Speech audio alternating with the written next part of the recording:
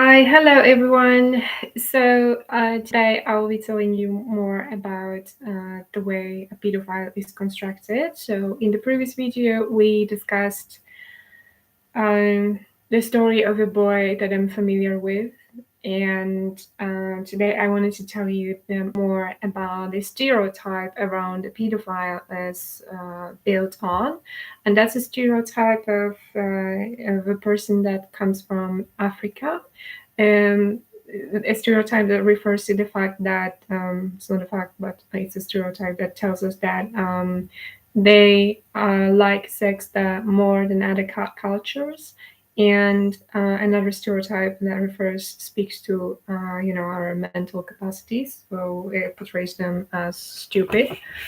Um, so I'll tell you about Vanessa Paradise, and I'll tell you about Joe because I think Joe in a lot of works, songs, is portrayed as African man.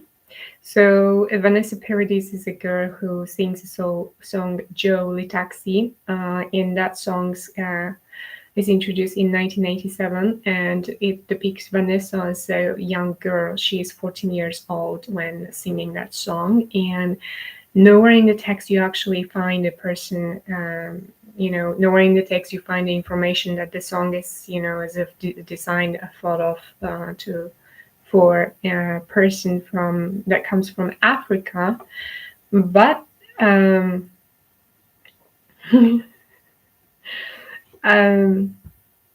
but it is in the video clip very explicitly depicted. So yet again, we have Vanessa dressed in orange. In orange is gonna be the color of Africa, and she's just a girl when singing that song. Uh, basically, the title of the text speaks about the person that should go in the direction of Amazon. So most of the time, all of the people all around the world want to go to the USA, and they perceive the USA as the country of their dreams coming true. So yeah, and it depicts, an African man as a taxi driver. So yet again, we have the depiction of that person as a blue collar worker, where actually most of the time in a taxi you probably listen to music rather than creating the music. And African people have a lot of potential for. They have built a lot of genres, a lot of musical genres, right? So they have a lot of natural potential to actually create music. And also Room is being mentioned, and Room is easily available in Africa, and it's popular in Africa. And rum the type of alcohol comes from Caribbean islands. So I have mentioned a few words about the word Creole, and and French spoken were mixed with African language over there. So in one video clip and within one song, we have a little girl, 14 years old girl, and a man who is of African origin. And then, in the book that I have probably not mentioned yet, in the book that's entitled 88 Quick Movement Activities, that was published by Susan Rocher in 2008, we have quite a few stories that speak about African culture, or at least seem to function as, symbols that would somehow take up the conversation or the dialogue with that culture, because we have story of the mosquito. So malaria is a disease spread by mosquitoes. We have a story of the banana, of peeling bananas. So I have a strong associations of bananas with mosquitoes.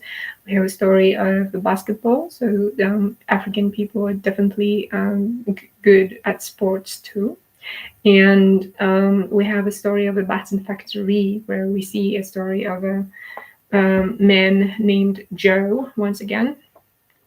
And Joe is depicted as the one who doesn't know how to refuse his boss, and he starts to work also with his chin and with his butt, which actually, looks a little bit funny because you go like, oh, you go with hands. Hi, my name is Joe, and I work with a button factory.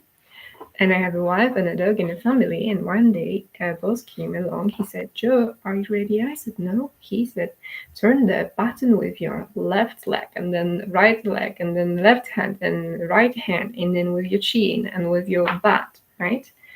So Joe is the one who works in a button factory, and a button can be symbolic in a lot of ways. But I just remember from the past when I saw the documentary about African people receiving clothes from Europe very often, which are, it happens that they are dirty, they are not selected or checked before the transportation to Africa, and a lot of these clothes are just left, um, and they overpopulate their land.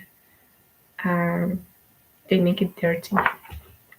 So also, a lot of people, if I remember it well from the documentary, when doing sandblasting on jeans, they just get sick from it. And Europe later can wear nice looking jeans. Okay, which, yeah, in the past I used to do that too.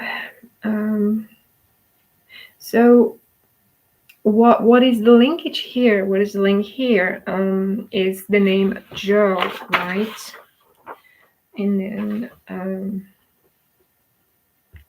then Moulin Rouge. The song entitled Lady Marmalade seems to be also designed, or seems to have, so to say, in mind, the client and the recipient who is a black man, who is an African man, because it often goes like this, like, hello, hi Joe, you want to give it a go? And and I think in the word Creole, Lady Marmalade, this is where specifically the song refers to people who are of African origin, because Creole is the language and the person that comes from Haiti, and Haiti is the place where you can speak either French, or either you can speak French mixed with African language. So that is for me the clue, a very explicit clue, because it's repeated quite so often in the song Lady Marmalade, that we are dealing actually with African people who are recipients of the song. So it seems that, strip clubs should aim to attract those specific clients. Yeah. And Joe is a diminutive of Joseph, and Joseph is a person who opened the very first strip club ever, that is Moulin Rouge, in 1889. Of course, Joseph Oller was Spanish, and he opened the club with Charles Zidler. Yeah. Oh my. So I wanted to tell you the story of Joseph from Torah. Also in Christian Bible, there will be a similar plot with regard to, Joseph being liked by his father, and his brothers being jealous of him. They planned to kill him at first, but instead they sent him to Egypt to slavery. And sometime later, Joseph was also accused of, trying to seduce or wanting to seduce Pharaoh's wife. So he was imprisoned, but due to his ability to read the dreams, he gained his favor back. And when he met his brothers, he forgave them, and he opened the door to him. To his brothers.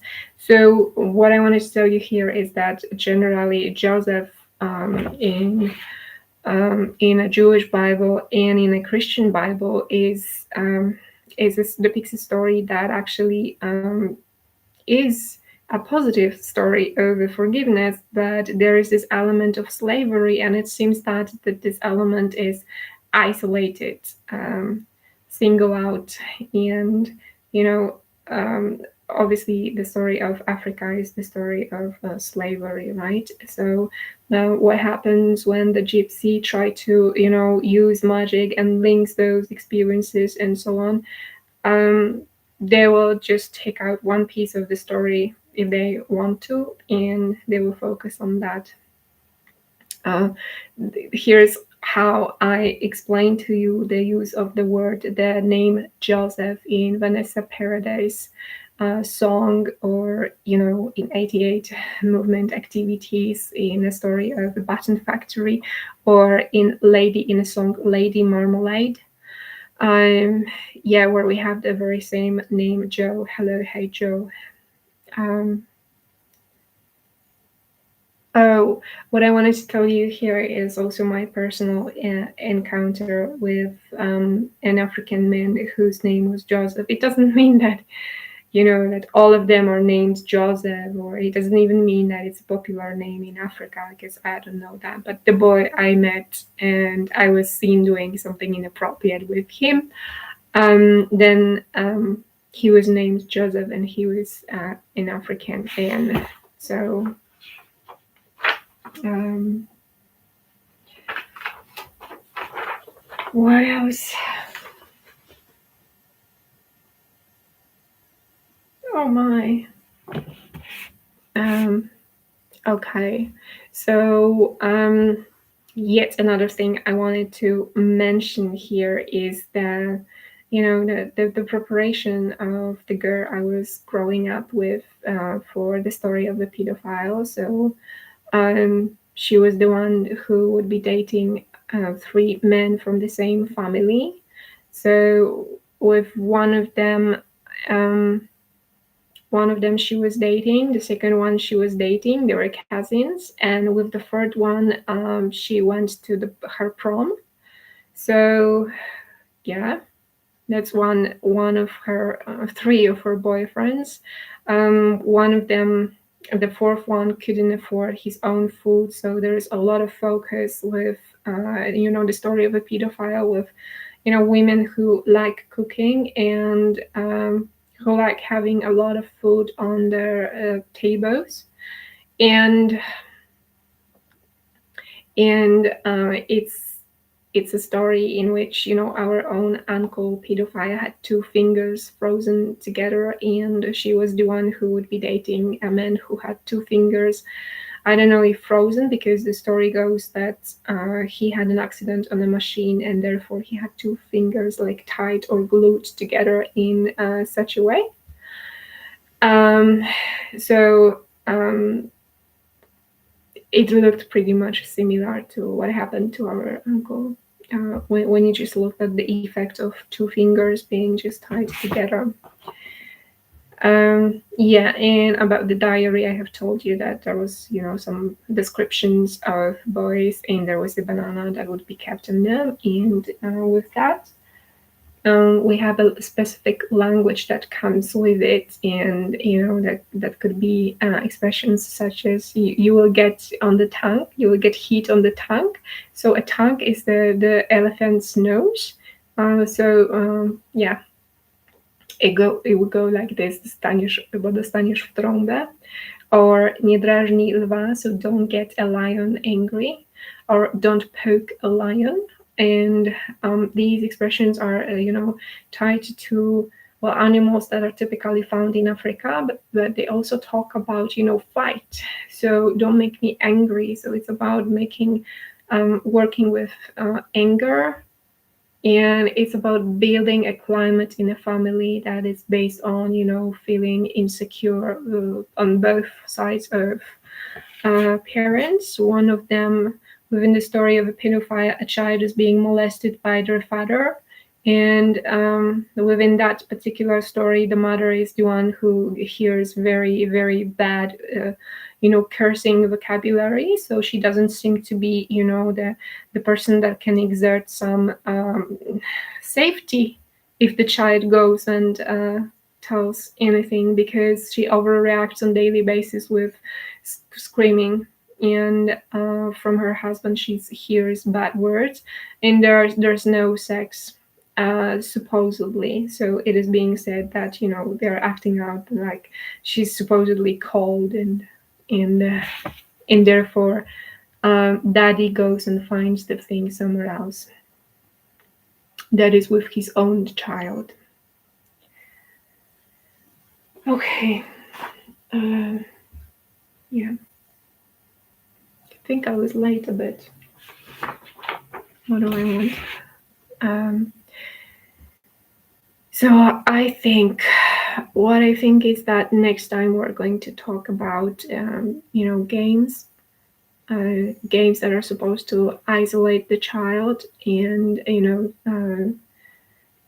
make him disconnected, and it's being done and designed from the very young age when the child just walks Teletubbies to start with, and then some elements of that game are acted out in their some elements of that fairy tale are acted out in their own life, like they can go and just give a hug just the same way like the Teletubbies do. So but the Teletubbies is it's not something I wanted to talk about today, but it's a fairy tale in which we see that each one of them has that camera built in their tummies, and they basically watch it twice, the film twice, and they go immediately and do everything that is being done on TV. And if you learn something like that, and then you watch or play games that include a lot of violence, then that's not the best fairy tale to choose from. And if somebody chooses such a fairy tale, then they do it on purpose. So next Tuesday, when I see you, we're going to talk about Tomb Raider. We're going to talk about Minecraft. Yeah. So thanks for watching, and talk to you soon.